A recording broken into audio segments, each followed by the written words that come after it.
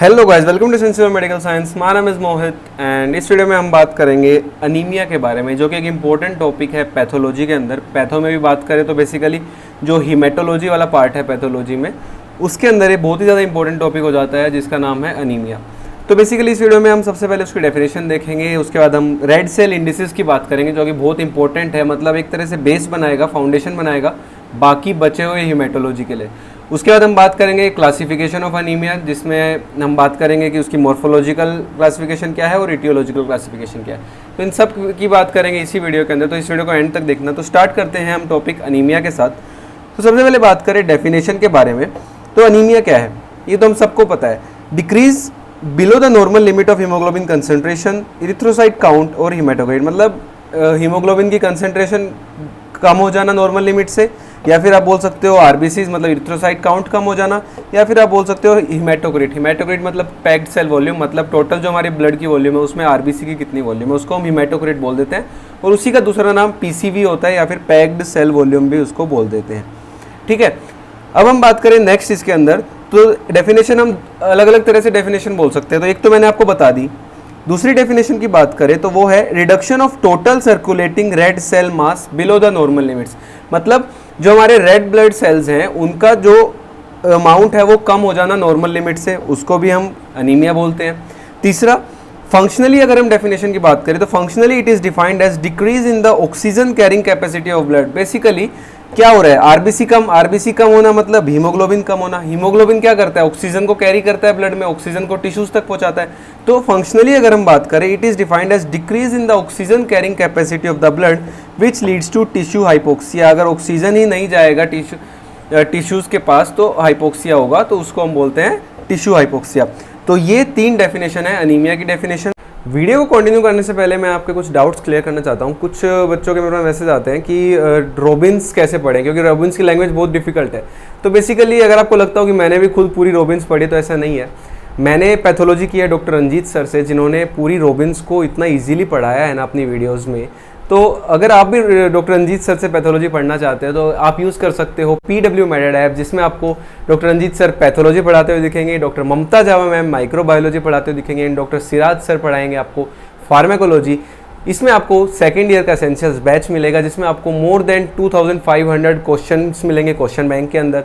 फर्रे series मिलेगी, जो है फ्रीक्वेंटली आस्क्ड जो क्वेश्चंस होते हैं आपके यूनिवर्सिटी एग्जाम्स में, वो प्रोवाइड आपको किए गए हैं, वो आपको मिलेगी। सब्जेक्ट वाइज टेस्ट देखने को मिलेंगे, डाउट क्लियरिंग सेशंस देखने को मिलेंगे, एंड आपको रैपिड रिवीजन की वीडियोस भी आपको इसी जो प्लान में आपको बता रहा हूँ, इसी में आपको रैपिड रिवीजन की क्लासेस भी मिलेंगी। मान लो अगर टाइम नहीं है पूरी वीडियोस देखने का, सिर्फ रैपिड रिवीजन आप देखना चाहते हो, वो भी आप कर सकते हो। और ये सब आपको मिलेगा सिर्फ ₹5499। इसका जो प्राइस है वो 11,000 से ऊपर है, लेकिन आपको ये मिलेगा सिर्फ 5499 रुपीज़ में। एंड अगर आपको इससे भी ज़्यादा डिस्काउंट चाहिए तो आप यूज़ कर सकते हो कोड EOMS 2024, नीचे स्क्रीन में आ गया। ये कोड अगर आप यूज़ करोगे तो आपको एक्स्ट्रा 5% डिस्काउंट भी मिलेगा। एंड अगर आपको फर्स्ट ईयर के लिए किसी को लेना है तो फर्स्ट ईयर के लिए भी इनका प्लान जो है वो बहुत ही सस्ता है, ओनली ₹4999। सो यूज़ करो code EOMS 2024 to get extra 5% discount. And अभी जाके डाउनलोड करो PW मेडेड ऐप, एंड सिर्फ रोबिन्स नहीं, पूरे सेकेंड ईयर को ईजी बनाओ। नेक्स्ट हमारे पास है रेड सेल इंडिसेस। ऐसी मतलब ये कुछ टर्म्स हैं रेड सेल से रिलेटेड जो हमें डिफरेंशिएट करने में मदद करेंगे डिफरेंट टाइप्स ऑफ अनीमिया के अंदर। तो रेड सेल इंडिसेस क्या हैं ये? These are useful in the morphological characterisation and diagnosis of anaemia, मतलब अलग अलग अनीमियाज की डायग्नोसिस में हेल्प करेगा हमको। तो इसमें क्या क्या हमारे पास आएगा? नंबर 1 हम पढ़ेंगे मीन कॉर्पस्कुलर वॉल्यूम, MCV जिसको बोलते हैं। दूसरे नंबर पे मीन कॉर्पस्कुलर हीमोग्लोबिन, तीसरे नंबर पे mean corpuscular haemoglobin concentration, and चौथा हम पढ़ेंगे रेड सेल डिस्ट्रीब्यूशन विड्थ। तो ये हम अभी पढ़ने वाले हैं। तो रेड सेल इंडिसेस में सबसे पहला हमारे पास आ जाता है मीन कॉर्पस्कुलर वॉल्यूम। तो मीन कॉर्पस्कुलर वॉल्यूम नाम ही हमें नाम से पता चल रहा है, कॉर्पस्कुलर मतलब किसकी बात हो रही है यहाँ पे? ये रेड सेल के इंडिसेस, इंडेक्स हम पढ़ रहे हैं, अलग अलग चीज़ें रेड सेल से रिलेटेड, मतलब आरबीसी से रिलेटेड। तो यहाँ पे कॉर्पस्कुलर मतलब कि रेड सेल्स, उनकी वॉल्यूम की बात हो रही है। मीन मतलब कितना वॉल्यूम रेड सेल्स ले रहे हैं। It is indicator of average volume of RBC, मतलब कि एक होता है हमारे पास हीमेटोक्रिट जिसको हम पीसीवी भी बोलते हैं। पीसीवी क्या होता है? वो होता है हमारे पास कि टोटल जो ब्लड वॉल्यूम है उसमें से कितना वॉल्यूम आरबीसीज ले रहे हैं, उसको हम हीमेटोक्रिट बोलते हैं। अब मीन कॉर्पस्कुलर वॉल्यूम क्या है? एक आरबीसी कितनी वॉल्यूम ले रहा है हमारे उसके अंदर, मतलब एक आरबीसी की कितनी वॉल्यूम है। टोटल तो पैक्ड सेल वॉल्यूम हो गया, तो पैक्ड सेल वॉल्यूम में तो बहुत सारे आरबीसी आ गए, उसमें से एक आरबीसी कितनी वॉल्यूम ले रहा है वो इंडिकेट, उसको कौन इंडिकेट करता है, वो है हमारे पास MCV, mean corpuscular volume. It is expressed in femtolitre, तो इस यूनिट में इसको एक्सप्रेस किया जाता है। फॉर्मूला की बात करें तो एमसीवी का फॉर्मूला होता है HCT अपॉन आरबीसी इंटू में 10, मतलब haematocrit into 10 divide by RBC. 10 कहाँ से आया, तो इनकी अलग अलग यूनिट्स होती है ना, हिमेटोक्रिट को परसेंटेज में देखते हैं, आरबीसी को हम मिलियंस पर माइक्रोलीटर में देखते हैं, तो उन सबको जब हम करते हैं तो आखिरी में मल्टीप्लाई बाय 10 आता है इसको फेम्टोलीटर में कन्वर्ट करने के लिए। तो आपको सिर्फ फॉर्मूला याद करना है, बाकी चीज़ों पे ध्यान मत दो। MCV is equal to haematocrit into 10 divide by RBC. Normal range होती है हमारे पास मीन कॉर्पस्कुलर वॉल्यूम में, वो होती है 82 to 98 फेम्टोलीटर।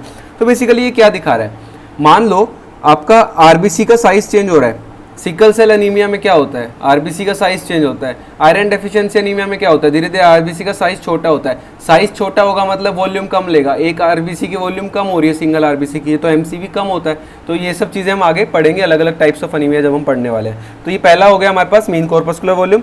सेकेंड है हमारे पास मीन कॉर्पस्कुलर हीमोग्लोबिन। अब ये क्या है, मीन कॉर्पस्कुलर हीमोग्लोबिन, मतलब कॉर्पस्कुलर मतलब आरबीसी, मीन और हीमोग्लोबिन मतलब एक आरबीसी में कितना हीमोग्लोबिन है। नॉर्मल हीमोग्लोबिन तो हमें पता है 14 to 16 होता है। तो बेसिकली क्या दिखा रहा है, एमसीएच क्या दिखा रहा है, it indicates the amount of haemoglobin पर आरबीसी। जो हमारा टोटल हमें हीमोग्लोबिन पता है 14 to 16 ग्राम पर डेसीलीटर, वो टोटल हमारा है, टोटल सभी आरबीसी का मिला के उतना है। लेकिन एक आरबीसी में कितना है वो कैसे निकालेंगे, total haemoglobin divide by number of RBCs. अब यहाँ पे भी मल्टीप्लाई बाय 10 आ जाता है यूनिट्स को चेंज करने के लिए, क्योंकि ये जो मीन कॉर्पस्कुलर हीमोग्लोबिन है इसको हम पिकोग्राम में एक्सप्रेस करते हैं। तो ये फॉर्मूला आपको याद रखना है। दूसरी बात, नॉर्मल कितना होता है, नॉर्मल रेंज कितनी होती है, 27 to 32 पिकोग्राम इसकी रेंज होती है एमसीएच की। थर्ड इंडेक्स की बात करें तो वो है मीन कॉर्पस्कुलर हीमोग्लोबिन कंसंट्रेशन। ये मीन कॉर्पस्कुलर हीमोग्लोबिन था, ये तो हमें ग्राम्स में पता चल रहा था, मतलब पिकोग्राम्स में आ रहा था, वेट था उसका।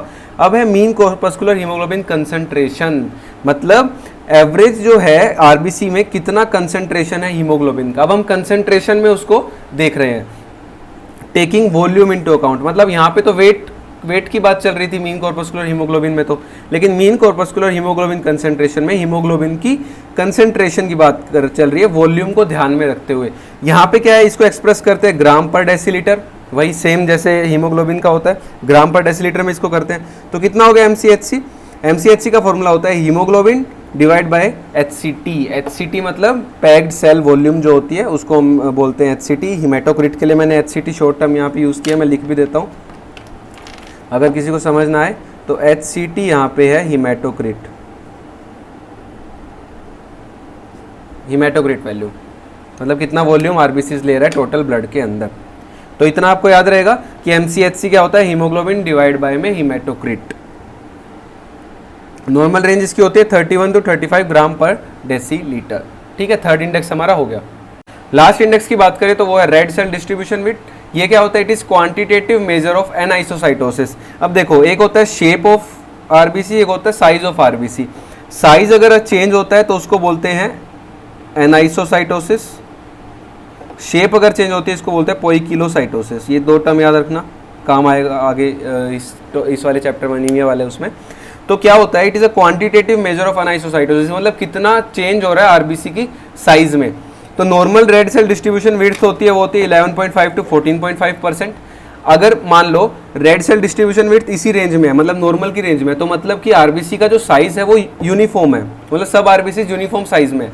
लेकिन मान लो आरबीसी का साइज धीरे धीरे चेंज हो रहा है, छोटा होता जा रहा है, ऐसे छोटा होता जा रहा है आरबीसी का साइज, तो उसमें रेड सेल डिस्ट्रीब्यूशन विड्थ जो है आरडीडब्ल्यू जो है वो भी चेंज होगा, वो भी कम हो जाएगा। तो आरडीडब्ल्यू जो है वो चेंज होगा किसमें, आयरन डेफिशिएंसी एनीमिया में। ठीक है, उसके अलावा किसमें चेंज होगा, हमें पता है मेगालोब्लास्टिक एनीमिया में साइज बढ़ जाता है, तो मेगालोब्लास्टिक एनीमिया में भी चेंज होगा। तो मतलब साइज जहाँ पे भी चेंज होगा ना आरबीसी का, वहाँ पे आरडीडब्ल्यू जो है वो चेंज हो जाएगा। ठीक है, नॉर्मल नहीं रहेगा, ये बात याद रखना। नेक्स्ट अब हम बात करते हैं क्लासिफिकेशन ऑफ अनीमिया के बारे में। तो बेसिकली अनीमिया को दो पार्ट्स में दो तरह से क्लासिफाई किया जाता है, एक उन मॉर्फोलॉजी ऑफ आरबीसी के बेसिस पे, दूसरा इटियोलॉजी के बेसिस पे। मॉर्फोलॉजी के बेसिस पे दो तरह से हम फर्दर क्लासिफाई कर सकते हैं, या तो रेड सेल के साइज को लेके हम क्लासिफाई कर सकते हैं, या फिर हीमोग्लोबिन जो उसके अंदर है वो कितना है उसके बेसिस पे क्लासिफाई कर सकते हैं। सबसे पहले साइज को लेके क्लासिफाई करें तो अब मान लो आरबीसी का साइज छोटा होता जा रहा है तो उसको बोल देंगे माइक्रोसिटिक अनीमिया। वो अनीमिया जिसमें आरबीसी का साइज छोटा हो रहा है उसको बोलेंगे माइक्रोसिटिक अनीमिया। जिसमें साइज नॉर्मल रह रहा है तो वो हो गया नॉर्मोसिटिक अनीमिया, मतलब हीमोग्लोबिन तो कम हो रहा है लेकिन आरबीसी का साइज पे कोई असर नहीं पड़ रहा, तो उसको नॉर्मोसिटिक बोल देंगे। तीसरा है मैक्रोसिटिक। मैक्रोसिटिक में क्या होता है, आरबीसी का साइज बढ़ रहा है और अनीमिया भी हो रहा है, मतलब हीमोग्लोबिन भी कम हो रहा है और आरबीसी का साइज बढ़ भी रहा है, तो उसको बोल देंगे मैक्रोसिटिक अनीमिया। मॉर्फोलॉजी के अंदर ही दूसरी तरह से क्लासिफाई करते हैं, वो है हीमोग्लोबिनाइजेशन के बेसिस पे, मतलब हीमोग्लोबिन कितना है। अगर हीमोग्लोबिन कम होता जा रहा है तो उसको बोलेंगे हाइपोक्रोमिक, और हीमोग्लोबिन नॉर्मल है तो उसको बोलेंगे नॉर्मोक्रोमिक। मतलब एक होता है अनीमिया जिसमें हीमोग्लोबिन तो नॉर्मल है पर आरबीसी का जो है वो नंबर कम हो जा रहा है, ठीक है, नंबर कम होने के साथ साथ साइज छोटा हो रहा है, तो माइक्रोसिटिक अनीमिया बोलेंगे। तो उसको क्या बोलेंगे, माइक्रोसिटिक नॉर्मोक्रोमिक, क्योंकि हीमोग्लोबिन तो नॉर्मल है, मैंने बताया आपको। एक आरबीसी में अगर आप देखोगे, अगर आरबीसी के अंदर हीमोग्लोबिन अगर नॉर्मल है तो उसको नॉर्मोक्रोमिक बोलेंगे, और आरबीसी के अंदर हीमोग्लोबिन कम हो जा रहा है तो उसको हाइपोक्रोमिक बोल देंगे।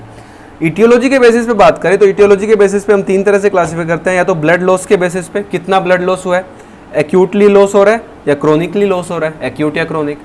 जब जो मेन है वो ये दो हैं, कौन से, आरबीसी की प्रोडक्शन कम होना, दूसरा आरबीसी की डिस्ट्रक्शन बढ़ जाना। तो अनीमिया हो रहा है, तो अनीमिया अब किस वजह से हो रहा है, दो तरह की वजह हो सकती है। एक तो हो सकता है कि आरबीसी बन ही कम रहा है, कम बनेगा तो उसको आरबीसी प्रोडक्शन कम, उसमें कम वाले उसमें डाल देंगे। एक है कि आरबीसी की डिस्ट्रक्शन ज़्यादा हो रही है, मतलब बन तो नॉर्मल रहा है बट टूट ज़्यादा रहा है, तो डिस्ट्रक्शन ज़्यादा हो रही है। तो कम बनने में जो इंपॉर्टेंट आता है वो न्यूट्रिशनल डेफिशिएंसी वाले आते हैं, लाइक आयरन डेफिशिएंसी में आयरन की कमी के कारण हीमोग्लोबिन नहीं बन रहा, उसकी वजह से आरबीसी कम बन जा रहे हैं। दूसरा डिस्ट्रक्शन ज़्यादा होगा, डिस्ट्रक्शन ज़्यादा होता है उसको बोलते हैं बेसिकली हीमोलिटिक अनीमिया, जो कि एक बहुत ही सेपरेट टॉपिक है। तो ये मोटा मोटी क्लासिफिकेशन मैंने आपको बता दी। अब हम नेक्स्ट चलते हैं, एक एक करके सबको पढ़ते हैं। सबसे पहले बात करें मॉर्फोलॉजिकल क्लासिफिकेशन के बेसिस पे, तो हम बेसिकली उसको तीन टाइप में बांटते हैं। एक होता है हमारे पास माइक्रोसिटिक हाइपोक्रोमिक। अब एक बात बताओ, ऑब्वियस सी बात है कि साइज छोटा हो रहा है आरबीसी का, तो हीमोग्लोबिन भी धीरे धीरे कम हो रहा होगा, अनीमिया तो है ही। तो माइक्रोसिटिक हाइपोक्रोमिक एक अलग क्लासिफाई हमने कर दिया, मतलब अब हमने यहाँ पे तो मैंने आपको अलग अलग तरीके से बता दिया था, अब हम इन दोनों को जोड़ के चल रहे हैं, मतलब मॉर्फोलॉजिकल क्लासिफिकेशन को हमने एक बना दिया है। कैसे बना दिया है, मॉर्फोलॉजिकल क्लासिफिकेशन को हमने तीन तरह से, तीन अलग अलग टाइप्स हो जाती है अनीमिया के मॉर्फोलॉजिकल क्लासिफिकेशन के बेसिस पे। कौन कौन सी तीन type, microcytic hypochromic, normocytic normochromic and macrocytic. Macrocytic अगर होगा, साइज बढ़ रहा होगा, तो ऑब्वियस सी बात है वो एक तरह से नॉर्मल ही रहेगा, उसमें हम नॉर्मो हाइपो ऐसे नहीं बोलेंगे, क्योंकि हीमोग्लोबिनाइजेशन के बेसिस पे तो दो ही टाइप है, नॉर्मो और हाइपोक्रोमिक। सबसे पहले बात करते हैं माइक्रोसिटिक हाइपोक्रोमिक, मतलब तीनों को हम एक तरह से डिफरेंशिएट करते हुए चलते हैं। सबसे पहला डिफरेंशिएशन का पॉइंट है आरबीसी का साइज। तो माइक्रोसिटिक मतलब साइज क्या हो जाएगा आरबीसी का, स्मॉलर देन नॉर्मल। नॉर्मोसिटिक मतलब साइज क्या है आरबीसी का, नॉर्मल है। मैक्रोसिटिक मतलब साइज क्या है आरबीसी का, larger than the normal. Second point है central pallor in RBC. Central pallor in RBC की बात करें तो ये किस पे डिपेंड करता है, ये डिपेंड करता है हीमोग्लोबिनाइजेशन के बेसिस पे। अगर आरबीसी के अंदर हीमोग्लोबिन कम है तो जो सेंट्रल पैलोर क्या होता है ना, ऐसे होता है, मान लो ये आरबीसी है, तो इसको अगर मैं पूरा ये रेड की बजाय येलो कलर कर रहा हूँ, मैं समझ जाना, मतलब मैं हीमोग्लोबिन दिखा रहा हूँ। एक तो ऐसा है, बीच में क्या होता है ना, इसमें पैलोर होता है बीच में, मतलब कम पैलोर होता है। पैलोर मतलब वाइटिश होता है बीच में, साइड में पूरा रेड और बीच में थोड़ा सा कम होता है। मैं उसको ग्रीन दिखा रहा हूँ, वाइटिश की जगह ग्रीन दिखा रहा हूँ। तो क्या होता है, अगर हीमोग्लोबिन आरबीसी के अंदर कम होगा ना, तो ये सेंट्रल पैलोर जो है ना, जो ग्रीन आपको बीच में दिखाई दे रहा है, ये बढ़ जाएगा, ऐसे बड़े एरिया में ये पैलोर दिखाई देगा। और अगर हीमोग्लोबिन नॉर्मल है तो नहीं बढ़ेगा, ठीक है। और मैक्रोसिटिक वाले में भी नॉर्मल ही रहेगा, मतलब साइज अगर बढ़ रहा है आरबीसी का तो भी वो उतना ही रहेगा। अब बात करते हैं, तीनों में डिफ्रेंशिएट करते हैं। Central pallor, microcytic hypochromic. Hypochromic मतलब हीमोग्लोबिनाइजेशन कम है मतलब सेंट्रल पैलोर क्या होगा, ज़्यादा होगा, बीच में पैलोर बढ़ जाएगा। हीमोग्लोबिन है कम है तो पैलोर बढ़ जाएगा बीच में, ऑब्वियसली बात है। हीमोग्लोबिन हमारे में कम हो जाता है, एनीमिया होता है, एनीमिक पेशेंट में पैलोर ही तो देखते हैं आँख में, ठीक है। तो सेंट्रल पैलोर इज मोर देन 1/3। ये आरबीसी के पैलोर की बात कर रहे हैं हम, ठीक है, जो हम माइक्रोस्कोप में देख रहे हैं, इसको वो पैलोर मत समझना आप। नॉर्मोसिटिक नॉर्मोक्रोमिक में तो सब कुछ नॉर्मल रहेगा। मैक्रोसिटिक में भी सेंट्रल पैलोर जो है वो नॉर्मल रहता है, बढ़ भी सकता है बट नॉर्मल रहता है मेनली। एमसीवी की बात करें, एमसीवी क्या था, mean corpuscular volume. Mean corpuscular volume मतलब टोटल जो आरबीसीज हैं उनमें से एक आरबीसी कितनी वॉल्यूम ले रहा है। माइक्रोसिटिक, आरबीसी का साइज छोटा हो रहा है मतलब वो कम वॉल्यूम लेगा, तो माइक्रोसिटिक हाइपोक्रोमिक में एमसीवी क्या हो जाएगा, कम हो जाएगा, क्योंकि एक आरबीसी का वॉल्यूम कम हो जा रहा है। कम होगा मतलब लेस देन 80 बोलेंगे उसको। नॉर्मली मैंने बताया था 82 to 98 होता है, एमसीवी कम मतलब लेस देन 80 चला जाएगा। नॉर्मोसिटिक नॉर्मोक्रोमिक में एमसीवी नॉर्मल रहेगा, और मैक्रोसिटिक में साइज बढ़ गया, आरबीसी की वॉल्यूम बढ़ रही है, सिंगल आरबीसी की वॉल्यूम बढ़ रही है, तो मीन कॉर्पस्कुलर वॉल्यूम क्या हो गया, बढ़ गया। इंक्रीज्ड मतलब मोर देन 100 हमें वैल्यू देखने को मिलेगी एमसीवी की। नेक्स्ट बात करते हैं MCHC. MCHC is mean corpuscular haemoglobin concentration. एक आरबीसी में हीमोग्लोबिन की कंसंट्रेशन कितनी है। माइक्रोसिटिक हाइपोक्रोमिक है, नाम में ही पता चल रहा है हीमोग्लोबिनाइजेशन कम है मतलब हीमोग्लोबिन कम होगा, तो इसमें एमसीएचसी क्या हो जाएगा, कम हो जाएगा। कम होगा मतलब लेस देन 30 चला जाएगा। नॉर्मोसिटिक नॉर्मोक्रोमिक में नॉर्मल रहेगा, मैक्रोसिटिक में भी नॉर्मल रहेगा। ये बात ध्यान रखना, ये सिर्फ इनको डिफ्रेंशिएट करने के काम आएगा, एमसीएचसी और एमसीवी तो तीनों को डिफ्रेंशिएट कर सकता है। एग्जांपल्स की बात करते हैं अब हम, तो माइक्रोसिटिक हाइपोक्रोमिक का एग्जांपल की बात करें तो इसमें आ गया आयरन डेफिशिएंसी एनीमिया। ठीक है, उसमें क्या होता है, आयरन डेफिशिएंसी एनीमिया में क्या होता है, आयरन की कमी के कारण कम बनने लग जाता है, आरबीसीज के साइज छोटा होने लग जाता है, हीमोग्लोबिन कम होने लग जाता है। तो दोनों चीज़ देखने को मिलते हैं, माइक्रोसिटिक भी और हाइपोक्रोमिक भी। आयरन डेफिशिएंसी एनीमिया, दूसरा हो गया थैलासीमिया। थैलासीमिया में हीमोग्लोबिन चेन्स में दिक्कत होती है, तो हीमोग्लोबिन कम बनेगा। नॉर्मोसिटिक नॉर्मोक्रोमिक कब रहेगा, मतलब अनीमिया हो रहा है लेकिन ना तो आरबीसी का साइज चेंज हो रहा है, ना ही हीमोग्लोबिनाइजेशन चेंज हो रही है। एक आरबीसी में हीमोग्लोबिन भी उतना ही रह रहा है और आरबीसी का साइज भी नॉर्मल रह रहा है। ये कब होगा, ब्लड लॉस। मान लो किसी को चोट लगी, ब्लड लॉस हो रहा है, बहुत ज़्यादा ब्लड लॉस हो रहा है, तो उस कंडीशन में नॉर्मोसिटिक नॉर्मोक्रोमिक देखने को मिलेगा। दूसरा है anaemia of chronic disease. Anaemia of chronic disease में भी नॉर्मोसिटिक नॉर्मोक्रोमिक देखने को मिलता है। मैक्रोसिटिक कब देखने को मिलता है, साइज बड़ा कब होगा, तो हमने पता है मेगेलोब्लास्टिक एनीमिया, विटामिन B12 और फोलिक एसिड की डेफिशिएंसी की वजह से मेगेलोब्लास्टिक एनीमिया होता है, उसमें हमें को मैक्रोसिटिक देखने को मिलता है। एल्कोहल अगर कोई ज़्यादा ले रहा है, लीवर फेलियर का पेशेंट में अनीमिया है तो वो हमें मैक्रोसिटिक देखने को मिलता है। हाइपोथायरॉइडिज्म पेशेंट में भी अगर अनीमिया देखने को मिलता है तो वो मैक्रोसिटिक एनीमिया देखने को मिलता है। तो ये हो गया मोर्फोलॉजी के बेसिस पे हमने क्लासीफाई कर दिया। नेक्स्ट अब हम बात करते हैं इटियोलॉजिकल क्लासिफिकेशन के बारे में, जिसमें मैंने आपको 3 टाइप्स बताए थे, blood loss, decrease in RBC production and increase in RBC destruction. सबसे पहले ब्लड लॉस में हो गया acute and chronic. Acute blood loss मतलब कोई ट्रॉमा हुआ है, किसी पेशेंट को चोट वोट लग गई है बहुत ज़्यादा। क्रोनिक में आ गया हमारे पास, मान लो किसी को जीआईटी में लीजन है, लगातार धीरे धीरे ब्लड लॉस हो रहा है, मतलब हमारे स्टूल में ब्लड पास हो रहा है, मेलेना हो रहा है, ये सब चीज़ें क्रोनिक वाले ब्लड लॉस में आ जाएंगी, धीरे धीरे मान ले ब्लड लॉस हो रहा है। नेक्स्ट है decrease RBC production. Decrease RBC production में हमारे पास बहुत सारी चीज़ें आ जाती है, मतलब सब क्लासिफिकेशन बहुत ज़्यादा है, बट सबसे इंपॉर्टेंट यहाँ पे सिर्फ एक है, वो है न्यूट्रिशनल डेफिशिएंसी। तो आरबीसी की प्रोडक्शन कम हो रही है, अब इसमें मेन मैंने आपको बताया था न्यूट्रिशनल डेफिशिएंसी, उसमें आ जाता है iron deficiency anaemia and megaloblastic anaemia. Iron deficiency anaemia is iron की कमी के कारण, megaloblastic anaemia is vitamin B12 and folic acid की कमी के कारण। दूसरा यहाँ पे सब क्लासिफिकेशन में आता है इरिथ्रोपोइटिन डेफिशिएंसी, अगर किसी को है तो इरिथ्रोपोइटिन की कमी होगी, तो इरिथ्रोपोइटिन ही आरबीसी प्रोडक्शन में मदद करता है। तो ये किस में देखने को मिलता है, इरिथ्रोपोइटिन डेफिशिएंसी कब देखने को मिलती है, रीनल फेलियर में, क्योंकि वहीं से रिलीज होता है ये वाला एंजाइम। दूसरा अनीमिया ऑफ क्रोनिक डिजीज में देखने को मिलती है। तीसरा आरबीसी की प्रोडक्शन कब कम हो सकती है, बोन मैरो में ही कुछ ऐसा लीजन हो गया है कि बोन मैरो में स्पेस ही नहीं है कुछ बनाने के लिए आरबीसी वगैरह, तो space occupying marrow lesions like metastatic tumour अगर है मैरो में। दूसरा आरबीसी की जो प्रोजेनाइटर्स हैं, रेड सेल की जो प्रोजेनाइटर्स हैं, जो उनके जहाँ से वो बनते हैं, पूर्वज जो है उनके, तो उसमें अगर इन्फेक्शन हो जाए तो उसमें आ गया हमारे पास parvo virus B19 infection. Next हो गया प्राइमरी हिमेटोपोइटिक नियोप्लाज्मा, मतलब ब्लड का कोई कैंसर है किसी को तो उसमें भी प्रोडक्शन कम हो सकती है, like acute leukaemia, myeloproliferative disorders में भी हो सकता है। एक हो सकता है एप्लास्टिक एनीमिया। एप्लास्टिक एनीमिया में तो मतलब बन ही नहीं रहा आरबीसी। एक होता है अननोन मैकेनिज्म के कारण भी हो सकता है आरबीसी प्रोडक्शन कम, वो है एंडोक्राइन डिसऑर्डर्स कुछ और लीवर डिजीज में हो सकता है। तो ये वाली क्लासिफिकेशन होगी डिक्रीज आरबीसी प्रोडक्शन। अब हम चलते हैं नेक्स्ट, जो है वो है इंक्रीज्ड आरबीसी डिस्ट्रक्शन।